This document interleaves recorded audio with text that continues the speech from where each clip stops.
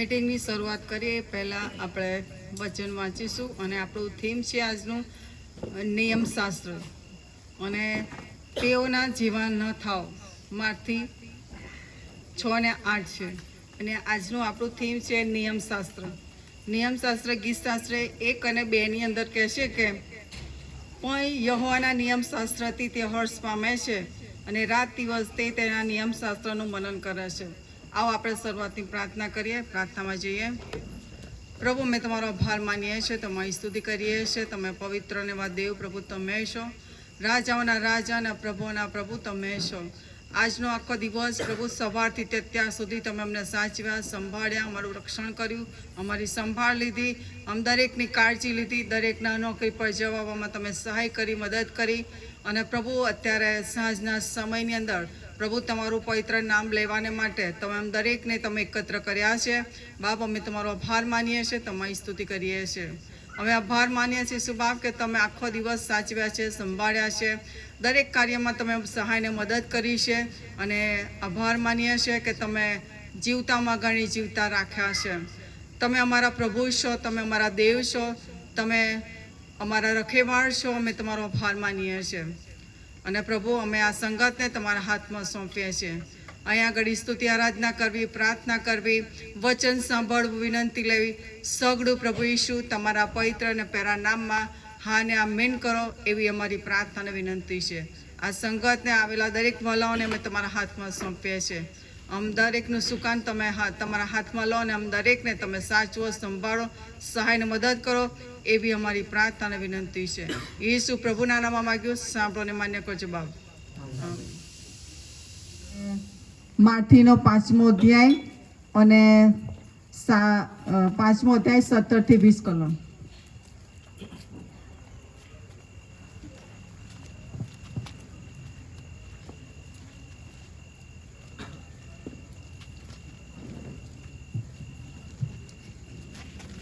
Bible વચન માથીનો 5મો અધ્યાય 17 થી 20 કલમ।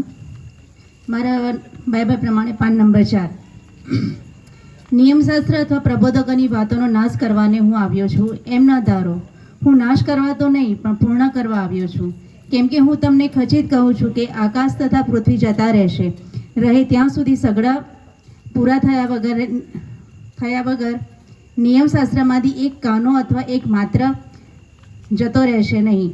એ માટે આ સૌથી નાના આજ્ઞાઓમાંની એક જો તમે તો કોઈ તોડશે તો તે માણસોને એવું કરતા શીખવશે તો તે આકાશમાંના રાજ્યમાં સૌથી નાનો કહેવાશે, પણ જે કોઈ તે પાડશે, તે શીખવશે, તે આકાશના રાજ્યમાં મોટો કહેવાય છે। કેમ કે હું તમને કહું છું કે શાસ્ત્રીઓના તથા ફરોશીઓના ન્યાયપણા કરતાં જો તમારું ન્યાયપણું વધારે ન હોય તો આકાશના રાજ્યમાં તમે પહેરશો નહીં। આમેન। વાઇફના જે જુવાનો છે, જે જુવાનોને માટે ખાસ કહીશ કે ખરેખર આપણી મંડળીની અંદર વાઇફના જે જુવાનો છે બહુ જ આગળને ખરેખર એમની મહેનતને એમના શ્રમને માટે ખરેખર હું તમારા બધાનો બહુ જ આભાર માનું છું। છોકરાઓ બહુ મહેનત કરો છો, તમારા જોબ પર જાઓ છો, અભ્યાસ કરો છો, દરેક બાબતમાં ખરેખર તમે લોકો પ્રભુને માન આપો છો, સમયને માન આપો છો, એના માટે તમારા બધાનો બહુ જ આભાર। ખરેખર આ છોકરાઓ માટે ખાસ તાળી પાડો। આપણે આપણી જગ્યા પર ઊભા થઈશું અને સ્તુતિ આરાધનામાં જઈશું।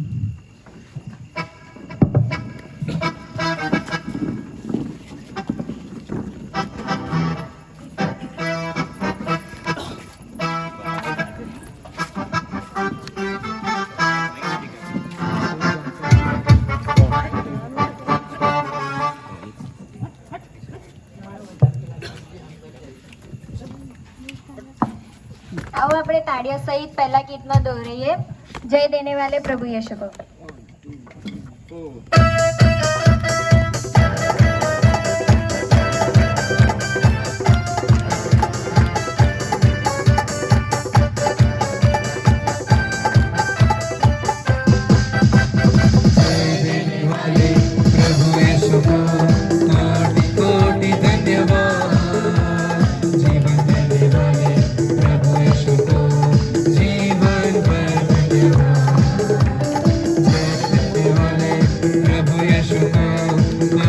कोटि धन्यवाद जीवन देने वाले प्रभु यीशु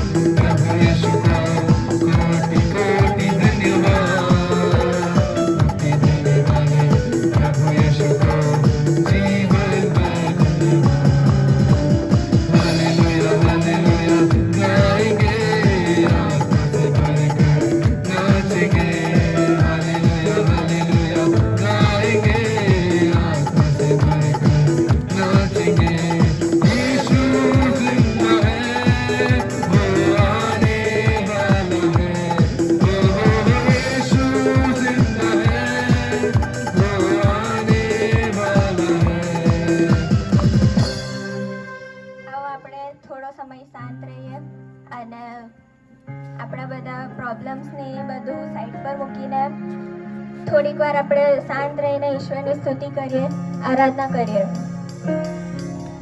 આપણી આંખોને બંધ કરીએ.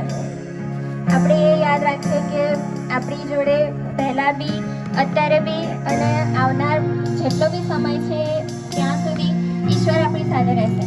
આપણી બધી પ્રોબ્લેમ્સનો એક જ કી છે જે ઈશ્વર છે. આવો આપણે પ્રાર્થના ગીતમાં જોડાઈએ, ગવાય કે બીચ મેં.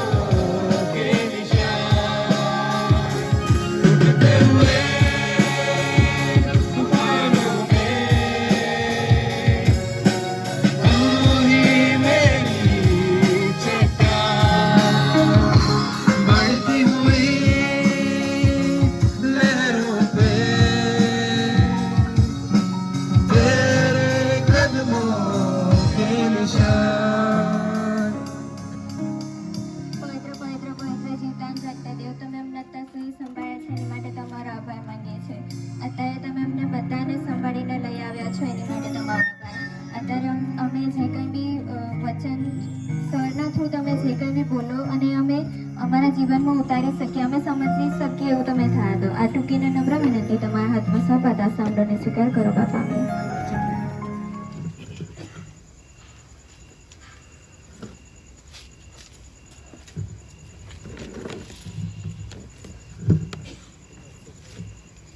હાલેલુયા. ઈશ્વર પિતાનો આભાર માનીએ છીએ. આજના લેન્ડ સિઝનની આજે 11મી મિટિંગમાં આપણે મળી રહ્યા છીએ અને અત્યાર સુધીની બધી મિટિંગો પ્રભુની કૃપામાં બહુ આશીર્વાદિત બની અને આજે નેશનલ પાર્ક ને SK ઓર્ચિડ એ વિસ્તારની મિટિંગમાં આપણે બધા આવ્યા છીએ. તમે મોટી સંખ્યામાં આવ્યા છો. સ્થાનિક આ સોસાયટીના સભાસદો, પરિવારો, સભ્યો તમે આવ્યા છો. તમને જોઈને બહુ આનંદ થાય છે અને તમને બધાને અભિનંદન પાઠવું છું, શુભેચ્છા પણ, સલામી પણ પાઠવું છું, એટલા માટે કે તમારી બધાની હાજરી છે. અને સાથે દરરોજ તમે જેઓ દૂર દૂરથી બીજી સોસાયટીઓમાંથી આવો છો, તમને બધાને જોઈને બહુ આનંદ થાય છે. તમે ઘણી દૂરથી આવો છો, તમારો પણ અમે આવકાર કરતા તમને અભિનંદન પાઠવું છું, સલામી પણ પાઠવું છું. અને જેમ હમણાં જે આવકારમાં જે બાબતો કહેવામાં આવી એ પ્રમાણે જે કારભારી ભાઈઓ બહેનો આવો છો, અલગ અલગ કારભારીઓ, 6-7 કારભારીઓ અહીંયા હાજર છે, અલગ અલગ વિસ્તારોમાંથી તમે આવો છો, તમારો પણ અમે આવકાર કરીએ છીએ. એ સાથે પાસ્ટેટ કમિટીના સભાસદો, તમે પણ આ મિટિંગમાં ભાગીદાર બનો છો. તમારા બધાનો પ્રભુ ઈસુના નામમાં આવકાર કરીએ છીએ. અહીંયા આગળ સ્ટેજ પર જેઓ બિરાજમાન છે, પ્રભુના સેવક અને આપણા ચર્ચના સેક્રેટરી શ્રી હરીશભાઈ, કે તેઓ પણ આ વિસ્તારમાં જ છે. અહીંયા તેમનું મકાન છે ને તેઓ આપણી મધ્ય છે પરિવાર સાથે. તેઓનો આપણે આવકાર કરીએ છીએ. તેમના ધર્મપત્ની અને આપણા ડિસ્ટ્રિક્ટના મહિલા મંડળના પ્રમુખ શ્રીમતી સવિતાબેન, તેઓ પણ આપણી સાથે છે. તેમનો આપણે આવકાર કરીએ છીએ. અને એ જ ઉપરાંત અહીંયા આપણી સાથે આપણા કારભારીપણું અને નાણાં સમિતિના પ્રમુખ શ્રી કાંતિભાઈ પણ આપણી મધ્ય હાજર છે. દરરોજ મિટિંગમાં તેઓ આવે છે, નિયમિત આવે છે. તેમની આગેવાનીમાં લેન્ડ સિઝનની મિટિંગો મળી રહી છે, આશીર્વાદિત બની રહી છે અને તેથી તેઓનો પણ આપણે આભાર માનીએ છીએ. અને ઉપરાંત આપણા સ્થાનિક મહિલા મંડળના પ્રમુખ શ્રીમતી વિજયાબેન પણ આપણી સાથે છે. તેઓનો પણ આપણે આવકાર કરીએ છીએ.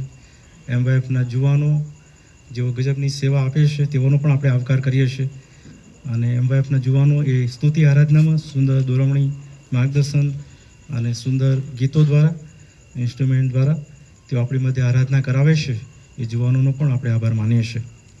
ફરીથી બધાનો આભાર માનતા આપણે જે શાસ્ત્ર ભાગ વાંચ્યો, માર્થીની સુવાર્તા 5મો અધ્યાય અને તેની 17મી કલમથી 20મી કલમમાં આપણે જઈએ છીએ. એ પહેલાં આપણા મુખ્ય પાળક સાહેબ, જેઓ છેલ્લા 2 દિવસથી તેમને ગળામાં તકલીફ છે, કફના કારણે ખાંસી ને શરદી છે, શરદીમાં રાહત છે. અત્યારે હું મળ્યો અમને, ખાંસી પુષ્કળ સાંજે આવે છે, સૂકી ખાંસી થાય છે, દવા લે છે તેઓ, અને હજુ પણ ગળામાં તકલીફ છે, એટલા માટે તેઓ આજે હાજર રહી શક્યા નથી. એ તમે જાણશો. પણ તમને બધાને સલામી પાઠવી છે, શુભેચ્છા પાઠવી છે. શ્રીમતી જ્યોત્સનાબેને પણ તમને બધાને સલામી પાઠવી છે, એ તમે જાણશો. અને આજનો આપણો જે વિષય છે એ વિષય પ્રમાણે આપણે આગળ વધીશું. અને તો માર્થીની સુવાર્તા 5મો અધ્યાય ને તેની 17થી 20 કલમ અને ત્યાં નિયમશાસ્ત્ર એ વિષય છે. અને પ્રભુ ઈસુ આ માર્થીની સુવાર્તાના 5મા, 6ઠ્ઠા અને 7મા એમ 3 અધ્યાયની અંદર બહુ અદ્ભુત ગિરિ પ્રવચન આપ્યું છે, બહુ ભાષણ આપ્યું છે. પહાડ પરનું ભાષણ તેમણે કર્યું છે. અને ત્યાં બહુ મોટી સંખ્યામાં યહૂદી લોકો હાજર હતા, શિષ્યો હાજર હતા. યહૂદી લોકોના જે ટોપ લેવલના એટલે ઉપલા વર્ગના જે ફરોશી ને સાદુકી ને શાસ્ત્રી વર્ગના, યાજક વર્ગના લોકો અને પંડિતો પણ ત્યાં હાજર હતા. અને એ બધા જ પ્રકારના લોકોની આગળ તેમણે બહુ ગજબનું શિક્ષણ આપ્યું. અને ગજબનું શિક્ષણ આપતા તેમણે જે બાબતો કહી એ તો આકાશના રાજ્યમાં જેઓ પ્રભુના સેવકો કે નાગરિકો બનવા માંગે છે તેમના ચારિત્ર શું હોઈ શકે, અને ચારિત્રના સંદર્ભમાં 8 ધન્ય વચનો તેમણે શરૂઆતમાં કહી. અને એ ધન્ય વચન પછી 13મી કલમથી લઈને 16મી કલમ સુધી તેમણે એવા ચારિત્ર ધરાવનાર વિશ્વાસી સભ્યોને માટે તેમણે એ જે સમાજમાં અને એ પોતાના પરિવારથી માંડીને મંડળીમાં જે અસરો પેદા કરે છે અને એના અનુસંધાનમાં તેમણે જગતનું મીઠું, જગતનું અજવાળું એ રૂપકો આપીને ગજબની બાબતો તેમણે એ ગિરિ પ્રવચનના ભાષણમાં તેમણે કહી. અને હવે થોડો સમય તેમણે અલગ વિષય એટલા માટે કે ત્યાં જેઓ હાજર હતા એમાં કેટલાક ધાર્મિક લોકો હતા અને ધાર્મિક આગેવાનો હતા. અને ધાર્મિક આગેવાનોને સંબોધીને એ બધી બાબતો તેઓ જણાવવા માંગતા હતા. અને એ જે બાબત છે એ નિયમશાસ્ત્રના સંદર્ભમાં જાય છે અને એ કાયદા કાનૂનને લગતી બાબતો છે અને એ ધાર્મિક કાયદા કાનૂનો જે મૂસાને નિયમશાસ્ત્ર પ્રભુએ આપ્યું અને મૂસાએ જે પંચગ્રંથ શરૂઆતના પુસ્તકો લખ્યા એ શરૂઆતના પુસ્તકોમાં લેવીનું પુસ્તક, નિર્ગમનના પુસ્તકમાં એ મોટાભાગના નિયમશાસ્ત્ર ત્યાં છે અને એ નિયમશાસ્ત્રના સંદર્ભમાં ઇઝરાયેલી પ્રજાને જે દેવ જણાવવા માંગતા હતા કે તમે સૌથી શ્રેષ્ઠ, પવિત્ર અને શુદ્ધ જીવન જીવો અને શુદ્ધ જીવન જીવવા માટે આ વિધિ વિધાનો છે અથવા આ આજ્ઞાઓ છે અને આ પ્રકારે સાક્ષો અને કરારો છે. એ કરારો, એ આજ્ઞાઓ તમે પાડો, એ વિધિઓ તમે કરો અને એ પ્રમાણે તમે જીવન જીવો. એ પ્રભુ મૂસા દ્વારા નિયમશાસ્ત્ર આપવા માંગતા હતા અને આપ્યું. અને યહૂદી લોકો એ નિયમશાસ્ત્રને આધીન જેવા રહેવા સતત પ્રયત્ન કરતા હતા અને એ જે નિયમશાસ્ત્રના સંદર્ભમાં યહૂદી લોકોમાં જે મોટી તકલીફ ઊભી થતી હતી, જે ગેરસમજ થતી હતી અથવા જે પ્રકારની જે સ્થિતિ બની હતી એ સ્થિતિના સંદર્ભમાં પ્રભુ અહીં જે બાબત જણાવવા માંગે છે એ નિયમશાસ્ત્રના સંદર્ભમાં જણાવવા માંગે છે. ત્યાં જે લખવામાં આવ્યું છે તે પ્રમાણે તમે જો 17મી કલમમાં નિયમશાસ્ત્ર અથવા પ્રબોધકોની વાતોનો નાશ કરવાને હું આવ્યો છું એમ ન ધારો. હું નાશ કરવાનું તો નહીં પણ પૂર્ણ કરવાને હું આવ્યો છું. યાની કે નિયમશાસ્ત્ર જે પ્રબોધકોએ અને મૂસાએ જે નિયમશાસ્ત્ર આપ્યું, જે દેવ તરફથી મળ્યું અને દેવ દ્વારા એ આપણી પાસે આવ્યું અને એ જે નિયમશાસ્ત્ર છે તે પૂર્ણ થાય અને એ પૂર્ણ કરવાને માટે હું આવ્યો છું, એને નાશ કરવા માટે નહીં. કારણ કે ફરોશીને સાદુકીને જે શાસ્ત્રી વર્ગના લોકો હતા, જે આગેવાનો હતા, એ લોકો એવું સમજતા હતા કે પ્રભુ ઈસુ આ નિયમ તોડે છે, નિયમશાસ્ત્રને વિરુદ્ધ ચાલે છે, નિયમશાસ્ત્ર પાળતા નથી. અને એટલા માટે એવા લોકોને સંબોધીને પ્રભુ ઈસુએ જણાવવા માંગતા હતા નિયમશાસ્ત્રને પૂરો કરી દેવા માટે નહીં, નિયમશાસ્ત્રને તોડવા માટે નહીં, એનો નાશ કરવા માટે નહીં, પણ એને પૂર્ણ કરવાને માટે હું આવ્યો છું. અને એ બાબત હું શીખતો હતો ને એમાં પ્રભુ મને પવિત્ર આત્મા દોરતા હતા અને મને જે સમજ આપતા હતા એ તમારી આગળ વહેંચવા પ્રયત્ન કરી રહ્યો છું. હું એ સમજ્યો કે જે દેવ નિયમ બનાવે છે અથવા જે દેવની પાસે નિયમ છે અને જે દેવ નિયમને બહાર આપે છે અથવા સમાજમાં મૂકે છે અથવા લોકોને જણાવે છે કે તમારે આ પ્રકારે રહેવાનું છે, એ દેવ એ પોતે નિયમથી ભરપૂર છે, એ પોતે દેવ પવિત્ર અને શુદ્ધ છે. હવે એ દેવ પોતે નિયમશાસ્ત્રની બાબતો આપણને આપીને એ બાબતો તરફ આપણે લઈ જવા માંગે છે અથવા એ સમયના લોકોને પ્રભુ ઈસુ જણાવીને એ તરફ લઈ જવા માંગતા હતા કે એ જે નિયમશાસ્ત્ર પ્રભુએ જે આપ્યું છે અથવા એ નિયમશાસ્ત્ર પવિત્ર અને શુદ્ધ થવા માટે આપ્યું છે, પવિત્ર અને શુદ્ધ જીવન જીવવા માટે આપ્યું છે અને એ નિયમ પ્રમાણે આપણે જો ચાલીએ છીએ તો આકાશના રાજ્ય એટલે દેવના રાજ્યના ભાગીદારો હોઈ શકીએ આપણે. અને એ બાબત તેઓ જણાવવા માંગતા હતા. પણ પ્રભુ ઈસુ જે રીતે જીવન જીવતા હતા, જે રીતે એમની વ્યવહાર કે વર્તણૂક હતી અને જે પ્રકારે તે નિયમ પ્રમાણે ચાલતા હતા, એ ફરોશી લોકોને અને શાસ્ત્રી વર્ગના લોકોને એ લોકોને એવું જ સમજતા હતા કે આ નિયમ તોડે છે. ઘણી બધી બાબતો નવા કરારમાં છે. સાબત દિન સંબંધી પ્રભુ ઈસુ પર દોષારોપણ કરવામાં આવ્યું અને સાબત દિન સંબંધી તો ઘણી બધી જગ્યાએ પ્રભુ ઈસુને દોષારોપણ કરીને એ લોકોએ પથ્થર મારવાને માટે ઊભા થયા હતા. અને એ બધી બાબતો, નાની બાબતો એ લોકો જાણતા હતા. નિયમશાસ્ત્રની જે બાબતો હતી એને પ્રભુ ઈસુ જ્યારે જે બાબત સંદર્ભમાં જણાવવા માગતા હતા અને એટલા માટે એ લોકોને એવી જ સમજ પડતી હતી કે નિયમશાસ્ત્રને નાશ કરવા માટે અથવા નિયમશાસ્ત્ર તોડવા માટે અથવા નિયમશાસ્ત્ર પાળતા નથી એવા આ વ્યક્તિ છે. અને એટલા માટે પ્રભુ ઈસુ તેમને સમજાવે છે, પ્રભુ ઈસુ તેમને જણાવે છે કે નિયમશાસ્ત્રને હું પૂર્ણ કરવાને આવ્યો છું. અને યશાયા પ્રભુ કહે છે કે જેની તમે આશા રાખતા હતા એ આજે તમારી સાથે આ જગ્યા પર ઊભો છે. યશાયા પ્રભુ એ જણાવવા માંગતા હતા કે કેદમાંથી છોડાવવાને માટે અથવા તો જે લોકો ભૂખ્યા છે તેઓને અન્ન આપવાને માટે, ગરીબોને બચાવવાને માટે, દરિદ્રીઓને બચાવવાને માટે પ્રભુએ મને મોકલ્યો છે. અને એ જે બાબત જ્યારે એ લોકોએ સાંભળ્યું ત્યારે એમના મનમાં બહુ તરે પ્રકારની જે બધી બાબતો ઊભી થઈ, જે નવા કરારમાં પ્રભુ ઈસુએ એ બાબત કહી અને એ બાબત અહીંયા આગળ પ્રભુ ઈસુ તેમના લોકોને સમજાવવા પ્રયત્ન કરી રહ્યા હતા અને એ પ્રમાણે જણાવવા માગતા હતા કે નિયમશાસ્ત્રને પૂર્ણ કરવાને હું તમારી પાસે આવ્યો છું. એની બાબત જ્યારે હું સમજતો હતો ને મને થોડું અઘરું એટલા માટે લાગતું હતું કે નિયમ એ રોમનોના પત્રમાં સંત પાઉલ પ્રેરિત જે જણાવે છે કે નિયમ માણસને તારણ આપતું નથી, તો નિયમમાં રહેવાથી માણસ તારણ પામતો નથી અથવા ઈશ્વરને પામી શકતો નથી. હા, એ પોતાની જાતને નિહાળે છે, જેમ જાણે કે દર્પણમાં નિહાળે છે અને પોતાની જાતને કદરૂપી જોઈને એ કદરૂપાપણાની આખી જે સ્થિતિને સુધારીને યોગ્ય કરવા કોશિશ કરે છે. એવું આખું ચિત્ર બને. પણ એથી એ વ્યક્તિ એના આંતરિક જીવનમાં બદલાણ પામતો નથી, એના આંતરિક જીવનમાં એ નવો જન્મ પામતો નથી અને ઈશ્વરને મેળવી શકતો નથી. એનું મૂળ કારણ એ છે કે દરેક માણસે પાપ કર્યું છે અને દરેક ઈશ્વરના મહિમાથી અધૂરો છે. અને આદમના મૂળ પાપથી માણસ પતિત છે, પાપી છે. અને એ પાપ દરેક આખા જગતમાં દરેક માણસની પાસે ઉતરી આવેલું છે. અને એટલા માટે માણસ ગમે તેટલો નિયમ પાળે અથવા ગમે તેટલો નિયમશાસ્ત્ર પ્રમાણે જીવન જીવવા ચાહે, હા, એના માટે એ સારું છે કે એ પોતાની જાતને સરખી રાખી શકે છે, યોગ્ય રાખી શકે છે. પણ એ તારણ કે અનંત જીવન, ઈશ્વર તરફથી મળતું જીવન, એનાથી એ વંચિત રહી જાય છે. એટલે નિયમશાસ્ત્ર સંત પાઉલની દ્રષ્ટિમાં એક દર્પણ બની જાય છે. હા, હું બહારથી આવ્યો, હવે હું મારા માથાને સાફ કરવા, સરખું કરવા માટે દર્પણમાં જોઈશ અને મારું માથું સરખું કરીશ, એવું એક જાણે કે દર્પણ બની જાય છે. અને એ દર્પણમાં દરરોજ મારે જોવાનું છે, કાયમ મારે એમાં જોઈને નિયમ સંબંધી શીખવાનું છે. પણ એ નિયમ મારા જીવનને આંતરિક રીતે શુદ્ધ કરતો નથી. અને પ્રભુ ઈસુ ખ્રિસ્ત કહેશે કે એ નિયમ હું સંપૂર્ણ પાડીને તમારી સાથે રહીને એ નિયમને હું પૂર્ણ કરી રહ્યો છું.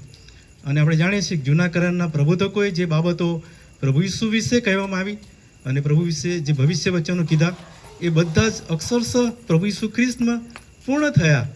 અને પ્રભુ ઈસુ ખ્રિસ્ત એ વચનો પૂર્ણ કરીને, એ નિયમશાસ્ત્ર પૂર્ણ કરીને, યાની કે તેઓની મધ્યે એક બલિદાનને માટે હલવાન તરીકે આવ્યા.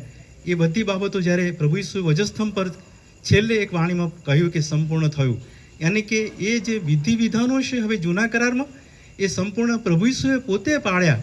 જે અત્યાર સુધી વાછરડાનું, ગોધાનું અથવા તો બકરાનું કે ઘેટાનું અર્પણ લઈને એ લોકો આવતા હતા, અથવા પક્ષીનું, એ કબૂતરનું અર્પણ લઈને આવતા હતા, એને દહનાર્પણ કરવામાં આવતું હતું, એને દોષાર્થાર્પણ તરીકે, પાપાર્થાર્પણ તરીકે લેવામાં આવતું હતું.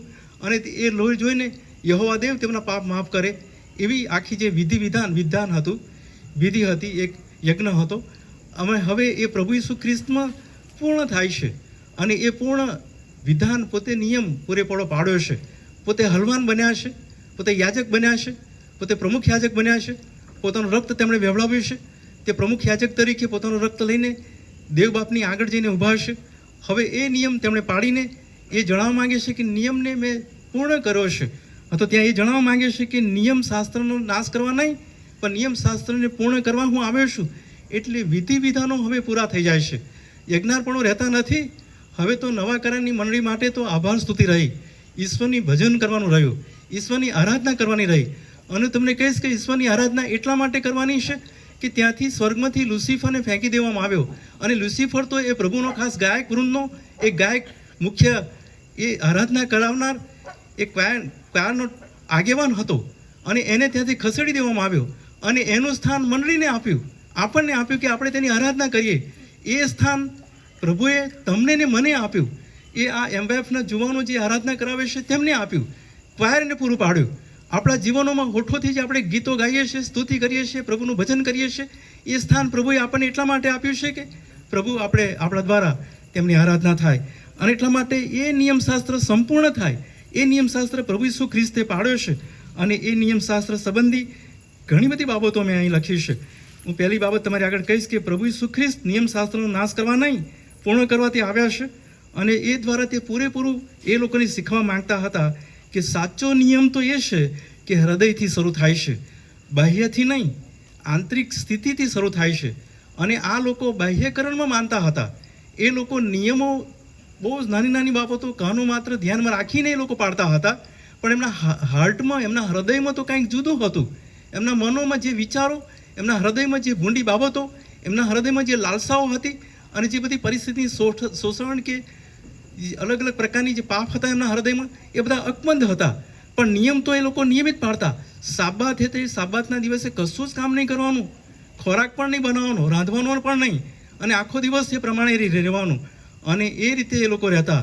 એ બધા નિયમો એ પ્રમાણે પાડતા. આભાર સ્તુતિ કરવાની, ઉપવાસ કરવાના અને જુલમ કરવાનું નહીં. તમે જો લુકની સુવાર્તાના એ 18મા અધ્યાયમાં પેલો ફરોશી કહેશે કે હું ઉપવાસ, અઠવાડિયામાં 2 વાર ઉપવાસ કરું છું, હું આભાર સ્તુતિની મિટિંગો રાખું છું, હું મારો દાનનો 10મો ભાગ આપું છું, અને ત્યાં ઘણી બધી બાબતો નોંધવામાં આવી છે. એ બધું કહેશે કે હું પ્રભુ બધું પાળું છું, બધું એ પ્રમાણે જીવન જીવું છું, પણ તેના હાર્ટમાં, તેના હૃદયમાં હું પણ હતું, અભિમાન હતું, સ્વન્યાયપણું હતું, પાપ હતું, અને એટલા માટે દેવને પામી શકતો નથી, એ ન્યાય ઠરી શકતો નથી. એવું બધા ફરોશીઓ માટે હતું, એવું બધા શાસ્ત્રી વર્ગના લોકોને માટે હતું, અને એટલા માટે પ્રભુ ઈસુને એ સ્વીકારી શકતા નહોતા. પ્રભુ ઈસુ જ્યારે એ બાબતો રજૂ કરતા હતા કે સાબત દિવસે હા એને છુટકારો આપવો એ જરૂરનું હતું, કારણ કે નિયમ કરતાં આજ્ઞા પાલન શ્રેષ્ઠ છે એવું જણાવવા માંગતા હતા પ્રભુ. અને હું આજ્ઞાઓ તમારી આગળ મૂકું છું, અને જે સાચું છે ને સારું છે ને ખરું છે ને જે કરવાની જરૂર છે એ તો આ છે. સાબત દિન તો પાળવાનો છે, પણ કોઈક માણસ પાપના બંધનમાં છે તો શું તેને છુટકારો આપવાની જરૂર નથી? પહેલું કામ તો એ કરવાનું છે કે તેને છુટકારો આપવાનું છે. અને એટલા માટે ત્યાં જે બાબત પ્રભુ ઈસુ જણાવવા માંગતા હતા એ નિયમશાસ્ત્રને હું પૂરેપૂરો તમને શીખવાડવા કે પાળવાને માટે સાચો હેતુ હું રજૂ કરું છું. અને એ યોજનાપૂર્ણ બાબત પ્રભુ ઈસુ જીવન ને બોધ દ્વારા કરી રહ્યા હતા. અને એ જે બોધ જે પ્રભુ ઈસુ આપવા માંગતા હતા એ નિયમના પાલનથી નથી, નિયમના પાલનથી થાય એમ નથી, પણ હૃદય અંદરથી આવેલી સાચી ભાવનાઓથી થાય છે, સાચી લાગણીઓથી અને સાચા મનોથી થાય છે. અને એ બાબત પ્રભુ જણાવવા માંગતા હતા. બીજી જે મહત્વની બાબત હતી તે નિયમશાસ્ત્ર કાયમ રહે છે. એનો એ કારણ કે ઈશ્વર તરફથી આપવાની બાબત છે, એ અતૂટ અટલ, એનો નાશ થઈ શકતો નથી, તેનો કાનો માત્ર પણ નાશ થતો નથી, કારણ કે ઈશ્વર એ પવિત્ર છે, એ શુદ્ધ છે, તેમણે એ નિયમો આપ્યા છે, એમની પાસે એ બધું છે, અને એમની પાસે જે છે તે બધું આપ્યું છે, અને એ નિયમ છે. અને એટલા માટે મૂસાના જે નિયમશાસ્ત્રો છે એ તો કાયમ રહેશે, અને એ જે કાયમ રહેશે એ પવિત્ર જીવન જીવનના ઉદ્દેશના કારણે રહેશે. આપણે પવિત્ર જીવન જીવીએ. પ્રભુ ઈસુ ખ્રિસ્ત એ સ્ત્રીથી જન્મેલા, યાની કે પવિત્ર આત્માના સંસર્ગથી જન્મેલા, સ્ત્રીથી મરિયમ કુંવારીના પેટે જન્મેલા, એટલે આદમના જે મૂળ પાપમાંથી આવતા નથી, પુરુષના સંસર્ગથી આવતા નથી, એ પવિત્ર આત્માના સંસ્કારથી આવે છે, અને પછી તેઓ જન્મ્યા. હમણાં મારી પાસે એક પુસ્તક મેં આવ્યું, અને પુસ્તક વાંચવા હું કોશિશ કરતો હતો, થોડુંક જ વાંચ્યું છે બાજુ, પણ એ પુસ્તકનો લેખક એવું જણાવવા માંગે છે કે તેઓ 30 વર્ષ સુધી ગુપ્તમાં કેવી રીતે જીવ્યા, જેની જાહેર જીવનમાં આપણી પાસે કોઈ માહિતી નથી, અથવા સુવાર્તામાં કોઈ માહિતી નથી, અથવા તો એ સમયના લેખકો પાસે કોઈ માહિતી નથી. અને એ માહિતી આપણે કાલ્પનિક રીતે રજૂ કરીને, અને એ આજુબાજુના પ્રદેશો, અને એ સમયની સંસ્કૃતિ, અને એ સમયના કામો, અને એ સમયના જે પ્રવૃત્તિઓ હતી એ બધી બાબતોને ધ્યાનમાં રાખીને એ લેખક લખવા પ્રયત્ન કરી રહ્યા છે. એના પપ્પા સુથાર હતા, એના મમ્મી એના પપ્પાની સાથે રહીને એ મોટા થયા. એ સમયે એ રીતે કેવી રીતે જીવન જીવતા હશે, એના પપ્પા સાથે કેવી રીતે વ્યવહાર કરતા હશે, કેવી રીતે વાતચીત કરતા હશે, કેવા કામમાં મદદ કરતા હશે, તેવી કેવી આજ્ઞાઓ પાડતા હશે, કેવી રીતે અભ્યાસ કરતા હશે, મિત્રો સાથે કેવી રીતે મળતા હશે, એ બધું ગુપ્ત જીવન છે. છેક 12 વર્ષના થયા ત્યારે તે મંદિરમાં હતા, અને થોડું બાબત આપણે વાંચીએ છીએ. ત્યાર પછી ગુપ્ત જીવન છે. 30 વર્ષના થયા ત્યારે એ જાહેર જીવનમાં સેવામાં આવ્યા, ત્યારે સુવાર્તિકોએ તેમના વિશે લખ્યું, અને એ ગુપ્ત જીવન વિશે હું વાંચવા પ્રયત્ન કર્યો છું. મેં વાંચ્યું નથી, પણ હું તમને કહીશ કે પ્રભુ ઈસુ એ નિયમ પોતે પાળતા હતા. એ સ્ત્રી એટલે કુંવારી મરિયમથી જન્મેલા હતા, પવિત્ર આત્માના સંસર્ગમાં, એટલે ઈશ્વર તરફથી આવેલા, અને ઈશ્વર હતા. આદિ એ શબ્દ, અને શબ્દ દેવની સંગાતે, અને શબ્દ એ દેવ હતો, એટલે પવિત્ર આત્મા અને યહોવા દેવ, અને પોતે પ્રભુ. અને એ પ્રભુ હોવાને લીધે જાણે કે એ પોતે નિયમ હતા. એ નિયમ નાનપણથી તે પાળતા આવેલા, અને એ આદમના મૂળ પાપમાં તે પતિત નહોતા, એ અલગ હતા. અને એ પ્રમાણે તે શિષ્યોને સમજાવી રહ્યા છે, યહૂદી લોકોને સમજાવી રહ્યા છે કે નિયમશાસ્ત્ર છે એ કાયમ છે, એ અતૂટ છે. હું તમને કહીશ કે દેવનો એક જ નિયમ છે, અને એ નિયમ તો એ છે કે જે કોઈ માણસ પાપ કરે તે માર્યો જાય. એ સિવાય બીજો કોઈ નિયમ દેવનો નથી. પણ પ્રભુ ઈસુ ખ્રિસ્તના કારણે હવે એ નિયમમાં ફેરફાર એટલા માટે થાય છે કે એક હલવાન, એક નિર્દોષ અને નિયમ પાળેલા એવા અભિષિક્ત અને હલવાને આપણા માટે રક્ત વહેવડાવ્યું અને બલિદાન આપ્યું. હવે એ રક્તને પ્રભુ જુએ છે, અને આપણને પાપોની માફી આપે છે. અને એ તો એવું કહેવાય કે આ પેન જ્યારે મને ગમતી ના હોય, અને આ નોટ મને ગમતી હોય, અને આ પેન મને ગમતી નથી, મેં મારી પેન મારા નોટમાં મૂકી દીધી છે, અને પછી આ નોટ મને ગમે છે, એટલે નોટને જ્યારે હું જોઈશ ત્યારે એ નોટ ગમે છે, માટે હવે પેન તો નોટની અંદર છે ને, અને પેન તો નોટની અંદર છે એટલે માટે પેન નથી ગમતી, તો છતાંય પણ હવે નોટના લીધે મને પેન ગમે છે, કારણ કે નોટની અંદર છે પેન. પ્રભુ ઈસુના રક્તમાં આપણે છીએ. પ્રભુ ઈસુના રક્તમાં હોવાના કારણે હવે દેવ તો મારા પર રક્ત જુએ છે, એટલે આપણા ઉપર રક્ત જુએ છે, અને રક્ત જોઈને હવે તે આપણા પર પ્રેમ કરીને આપણને માફ કરે છે, અને એ નિયમ લાગુ પડે છે. એટલા માટે દેવનો નિયમ કાયમ છે, અતૂટ છે, એ કદી તૂટતો નથી અથવા નાશ થતો નથી.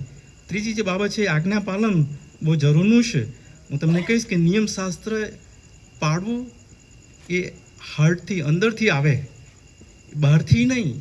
ફરોશી લોકો એ બહારથી જાણે કે બાહ્યકરણ કરતા હતા, લોક દેખાડો કરતા હતા અને દંભ કરતા હતા. જાહેર લોકો જુએ એવી એ લોકો અપેક્ષા રાખતા હતા, લોકો એમના માટે વાહ વાહ કરે એવી આશા રાખતા હતા. લોકોને ખબર પડે કે આ ગજબના વ્યક્તિ, ધાર્મિક વ્યક્તિ, સિનેગોગમાં જનારા, ઉપવાસ કરનારા, દાન ધર્મ કરનારા, જાહેરમાં લોકો જુએ એ પ્રમાણે દાન આપનારા, બધું એ પ્રમાણે ધાર્મિકતાની દૃષ્ટિએ બાહ્યકરણ કરતા હતા, પણ આંતરિક જીવનમાં કાંઈ નહોતું. અને એટલા માટે જે ત્રીજી મહત્વની બાબત છે તો આજ્ઞા પાલન જરૂરી છે.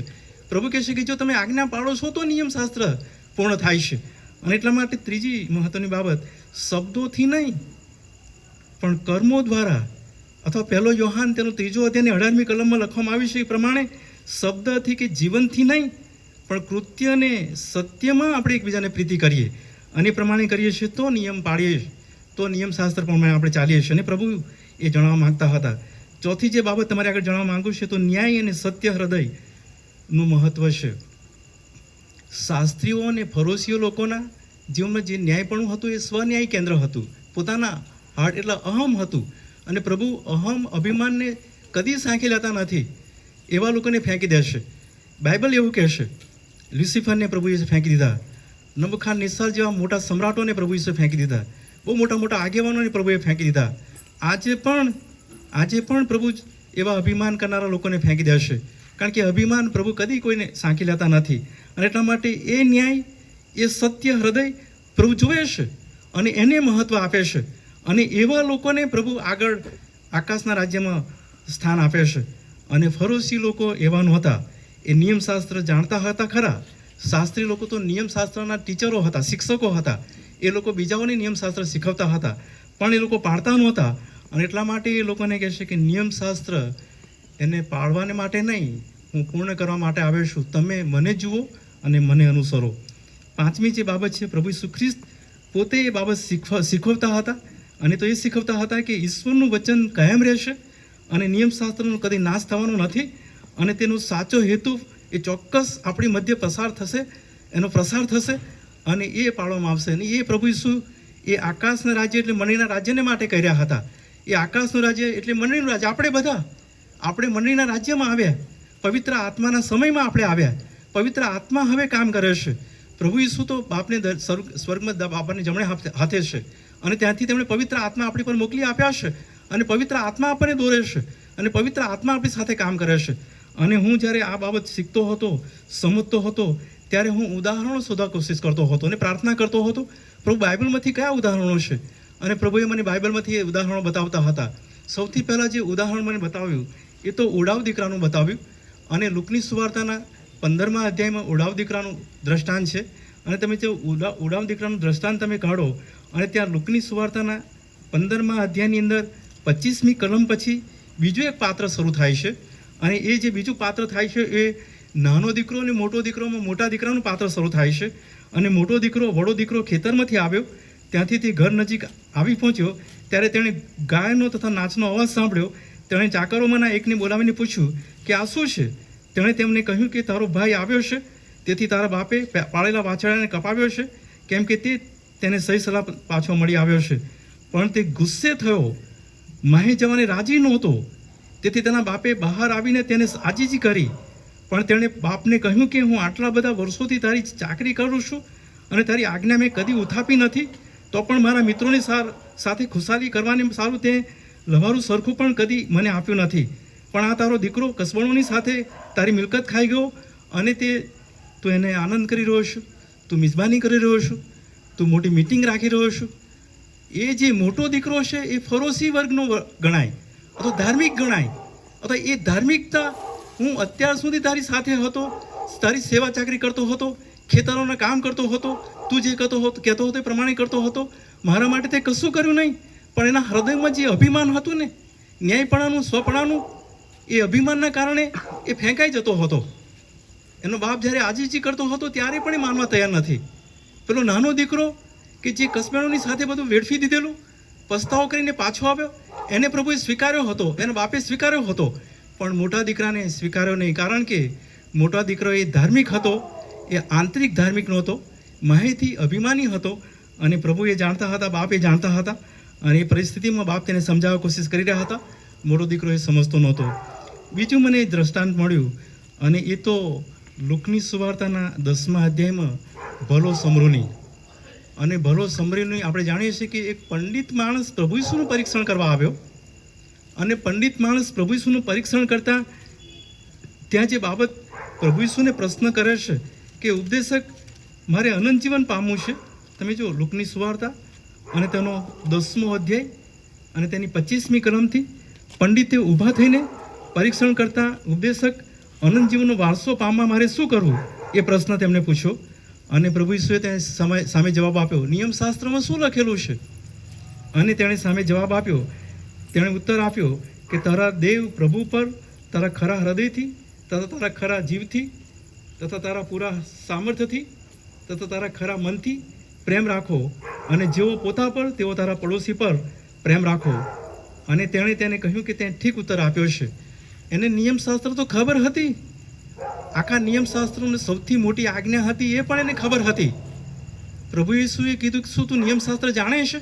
તો એ પંડિતે કીધું, હા, નિયમશાસ્ત્ર જાણવું છે, ને સૌથી મોટી આજ્ઞાઓ પણ આ છે, તારા દેવ પર પ્રેમ કર, તારા પડોશી પર પ્રેમ કર.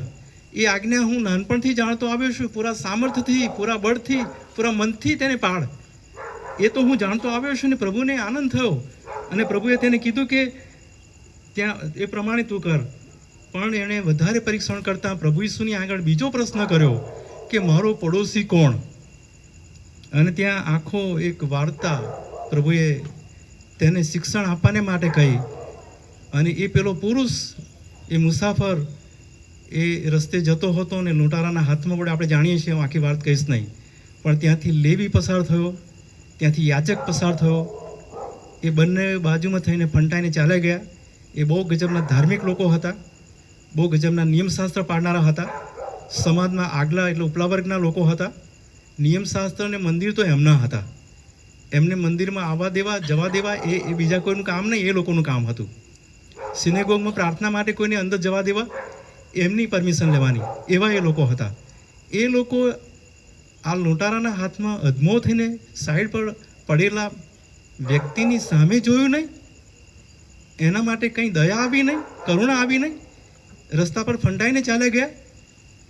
અને પેલો સમરૂની વ્યક્તિ ત્યાંથી નીકળતો હતો ને એણે જોયો ત્યારે એને દયા આવી, અને પેલા અધમુઆ થયેલા વ્યક્તિની પાસે જઈને એને પાટાપિંડી કરી, એને પોતાના જાનવર પર બેસાડીને નજીકના ઉતારાવાળા પાસે લઈ ગયો, અને ત્યાં પણ તેણે સારી માવજત કરી. અને ત્યાં આગળ લખ્યું તે પ્રમાણે ઉતારાવાળાને પણ 2 દિનાર કાઢીને આપીને કીધું કે આની માવજત કરજે, અને વધારે ખર્ચ લાગે ત્યારે હું ફરી પાછો આવે ત્યારે તું મને જણાવજે. તમે જુઓ કે સમરૂનીએ જે કામ કર્યું એ કામ બહુ અદ્ભુત હતું. અને પ્રભુ કહેશે કે તું જઈને એમ કર. પેલો પંડિત જે બહુ ગજબનો ધાર્મિક હતો, એ વ્યક્તિને પ્રભુ ઈસુએ સમજાવવા પ્રયત્ન કરતા હતા કે તારે આવું કરવાનું છે. છેલ્લે એક બાબત કહીને હું બંધ કરીશ. નિયમશાસ્ત્ર પાળવાને પ્રભુ ઈસુ આવ્યા, નિયમશાસ્ત્રનો નાશ કરવાને નહીં, નિયમશાસ્ત્રને પૂર્ણ કરવાને માટે પ્રભુ ઈસુ આવ્યા. નિયમશાસ્ત્રનો કહનો માત્ર પણ તેઓ રદ કરતા નથી. નિયમશાસ્ત્ર પૂર્ણ પોતાના જીવનમાં કર્યો, અને નિયમશાસ્ત્ર તેમણે પાળ્યું. અને કદાચ આ કહેવાય કે ના કહેવાય, પણ હું તમારી આગળ પહેલાં માફી માગું છું. મારા ઘરની એક બાબત કહી રહ્યો છું તમારી આગળ, અને એક પ્રભુના સેવક તરીકે, પાળક તરીકે અત્યારે કહેવી મને યોગ્ય લાગતું નથી, પણ હાર્ટમાં મને એવું પ્રભુ કહી રહ્યા છે કે આ કહેવાની જરૂર છે. અને એટલા માટે હું કહું છું. અત્યારે જ્યારે હું પ્રભુનું વચન વાંચતો હતો ને મનન કરતો હતો 3-1 વાગે, 4-1 વાગે, અને ત્યાર પછી એ મોડે સુધી ચાલ્યું, 5 વાગ્યા, 6 વાગ્યા સુધી ચાલ્યું, અને સળંગ 3થી લઈને 5-6 વાગ્યા સુધી વાંચ્યા કરતો હતો, અને શીખવા પ્રયત્ન કરતો હતો, અને પ્રાર્થના કર્યા કરતો હતો. અને પ્રભુ મને આ દ્રષ્ટાંતો બતાવીને જાણ કરતા હતા કે આ પ્રમાણે નિયમશાસ્ત્ર પાળવાની બાબતો છે અને આ પ્રમાણે હાર્ટથી છે, લાગણીઓથી થાય છે, એ બધું મેં વ્યવસ્થિત નોંધ કરતો અને વિચારતો અને એ પ્રાર્થના કરતાં હું રિફ્રેશ થવાને રિલેક્સ થવાને માટે બેઠો અને મારી દીકરી સાથે વાતચીત કરવા લાગ્યો. અને એ સમયે મારા મિસિસ આવ્યા સર્વિસ પરથી અને એમણે આવીને સીધા પાણી પીને મારી આગળ કહે છે કે અત્યારે મારે આણંદ જવાનું છે. મેં એમને કીધું કે કેમ તમારે આણંદ જવાનું છે? તો કોઈક બેને મને ફોન કર્યો છે અને બેન દવાખાનામાં એકલા છે અને એમને કામ છે અને મારે ત્યાં જવું પડશે. એટલે મારા દીકરી બોલી ઉઠ્યા, મારો દીકરો બોલી ઉઠ્યા. હું બોલ્યો જ નહીં, એકદમ હું આવાક થઈ ગયો. કારણ કે 45 કિલોમીટરથી મુસાફરી કરીને આવ્યા અને ત્યાં આખો દિવસ સર્વિસ કરેલી. ઘરે જ્યારે દરરોજ આવે ત્યારે કે મને પગે દુખે છે, મને માથું દુખે છે, મને આ તકલીફ થાય છે, દરરોજનો આ પ્રશ્ન હોય. અને આજે તેમણે કોઈ ફરિયાદ કરી નહીં. આજે ફક્ત એટલું જ કીધું કે મારે આણંદ જવાનું છે. અને તમને કહીશ કે એ બેન કોણ છે તમે જાણો? એ બેન કોઈક બ્રાહ્મણ છે, વાણિયાવાડ વિસ્તારમાં રહે છે અને ત્યાં આકાંક્ષા હોસ્પિટલ આણંદમાં ત્યાં એકલા એમના મિસ્ટર સાથે છે. અને આ બેન તો ખાલી પેલી બસમાં જતા આવતા એમની સાથે વાતચીત થાય અને એમની સાથે જે વાતચીત કરેલી એના અનુસંધાનમાં પેલી બેને ફોન કરેલો કે પ્લીઝ તમે આવો તો સારું. છેલ્લા 1 વર્ષથી અમારા ઘરે એ બેન આવતા હતા એમના મિસ્ટર સાથે અને હું એમને પ્રાર્થના કરતો હતો અને અમે સાથે બેસીને પ્રાર્થના કરતા હતા. એ પ્રાર્થનાના અનુસંધાનમાં પ્રભુએ તેમને દીકરો આપ્યો છે, સિઝેરિયન કરીને દીકરો લીધો છે.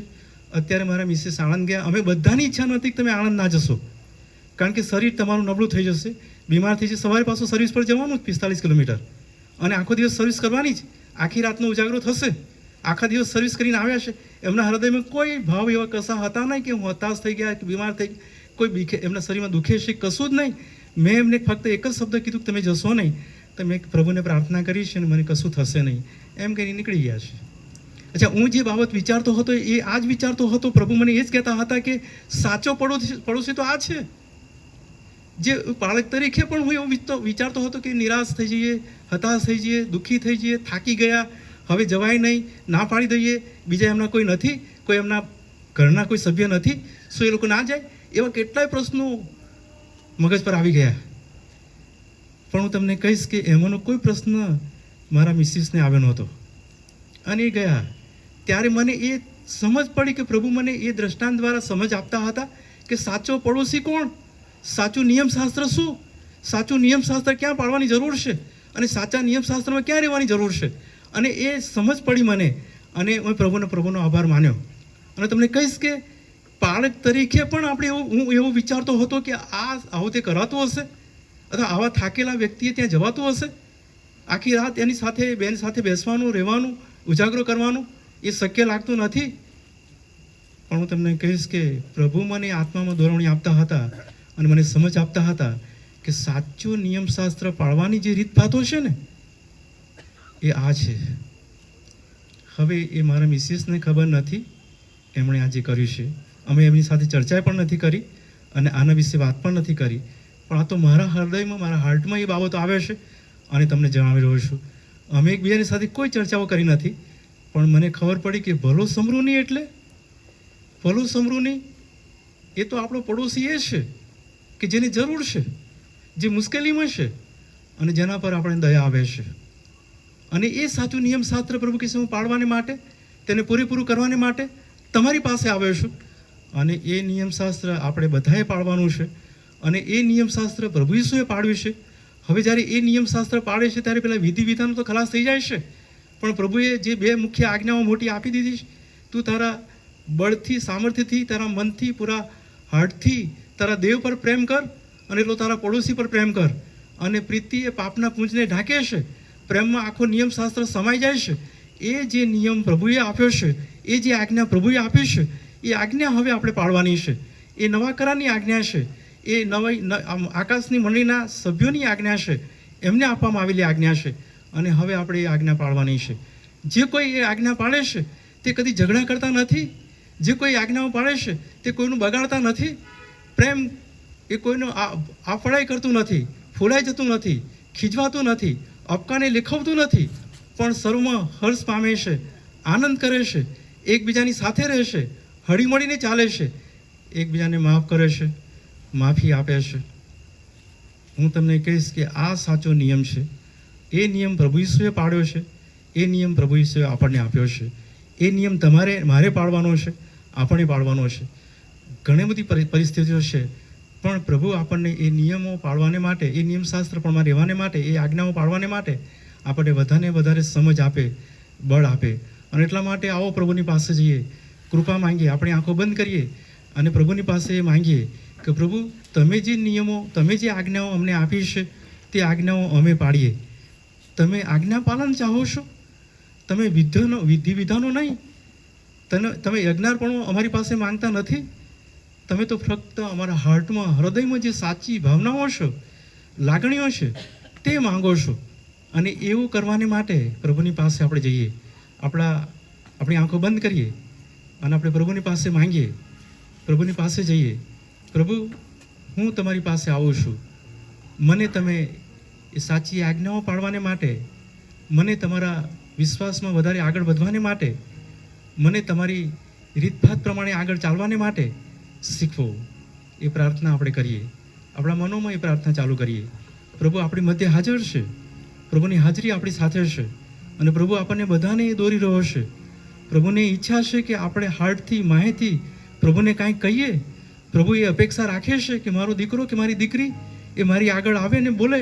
આપણે ફરોશીઓ નથી, આપણે શાસ્ત્રી વર્ગના લોકો નથી, એ યાજક વર્ગના જે લોકો ધાર્મિક હતા એવા ધાર્મિક આપણે બની ગયા નથી, અથવા ધર્માંધ થઈ ગયા કે આપણે નિયમને જાણીએ નહીં, કે ના પાડીએ નહીં. પણ પ્રભુ આપણને જે આજ્ઞા આપી છે એ આજ્ઞા પ્રમાણે આપણે જીવન જીવવા માંગીએ છીએ.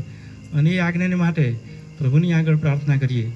પ્રભુ હું બીજા અમારા પડોશીઓ પર પ્રેમ કરું, પ્રભુ હું તમારા પર પ્રેમ કરું. એના માટે તું મારા હાર્ટને, મારા જીવનને તું વ્યક્તિગત રીતે મને તૈયાર કર. હે પ્રભુ, તમે અમને જાણો છો, અમે ક્યાં છીએ, કેવા છીએ, એની પ્રભુ તમને બધી સમજ છે.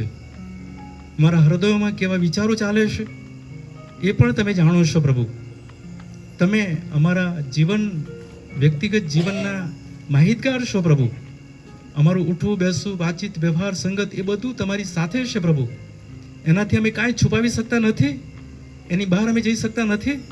પ્રભુ તમારી આગળ અમે ખુલ્લા છીએ.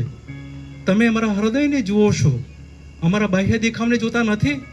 અને અમારા હૃદયમાં રહેલી બાબતો પ્રભુ તમારી આગળ અમે કબૂલ કરીએ છીએ કે અમે અધૂરા લોકો છીએ, અમે પાપી માણસો છીએ, અમે નબળા માણસો છીએ, અમે વારંવાર પાપ કરી બેસીએ છીએ. પ્રભુ અમે દયા કરતા નથી, અમે ન્યાયને, સત્યને અનુસરતા નથી, તમારી આજ્ઞાઓ અમે પાળવાનું ચૂકી જઈએ છીએ.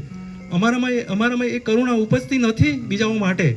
અને પ્રભુ અમે બીજાઓને માફ કરી શકતા નથી. અને પ્રભુ અમે બીજાઓની આગળ માફી પણ માંગી શકતા નથી. એવા હૃદયના, એવા વ્યક્તિઓ પ્રભુ અમે છીએ. પ્રભુ તમે અમને જાણો છો, તમે અમને માફ કરો, અમને શુદ્ધ કરો, તમારા બાળકો તરીકે અમારો સ્વીકાર કરો અને તમારું સામર્થ્ય અમને આપો. પ્રભુ પવિત્ર આત્માદેવ તમે અમને દોરવણી આપો. પ્રભુ પવિત્ર આત્માદેવ તમે અમારા હૃદયમાં આવો અને અમારા જીવનમાં તમે વાસ કરો તેવી વિનંતી કરે છે. એટલા માટે કે અમે તમારી સાથે જીવીએ, એટલા માટે કે અમે તમારી સાથે રહીને તમારામાં આશીર્વાદો પ્રાપ્ત કરતા જઈએ અને તમારા લોક તરીકે અમે તમને મહિમા આપીએ. મંડળીના રાજ્યમાં પ્રભુ અમે એક ઈંટ છીએ. મંડળીના રાજ્યમાં પ્રભુ એક પૃથક નાના દીવાઓ છીએ. પ્રભુ અને અમે એવા દીવાઓ છીએ કે અમારું અજવાળું આજુબાજુ અમે પ્રસરાવ્યા કરે અને અમારામાં પ્રભુ તમે તેલ પૂર્યા કરો અને અમારી મસાલો તમે સળગતી રાખો કે પ્રભુ એ મસાલો સળગે અને લોકો જુએ અને પ્રભુ એ દીવી પર મૂકવામાં આવે અને ઘણા બધા લોકો અમારી ઋણીકરણીઓ અને અમારા આચાર વિચારો જોઈને તમારું ભજન કરતા, તમને માન મહિમાને ગૌરવ આપતા તમારી પાસે આવે, આકાશના રાજ્યમાં આવે. એવી કૃપા પ્રભુ તમે અમને આપો તેવી વિનંતી પ્રભુ અમે કરીએ છીએ. ફરીથી પ્રભુ અમે અમારા જીવનો તમારા હાથોમાં સોંપતા અમારા પાપો અપરાધોને માફ કરો એવી પ્રાર્થના કરતા પ્રભુ ઈસુના નામમાં અમારી પ્રાર્થના તમે સાંભળો અને માન્ય કરો. આમીન.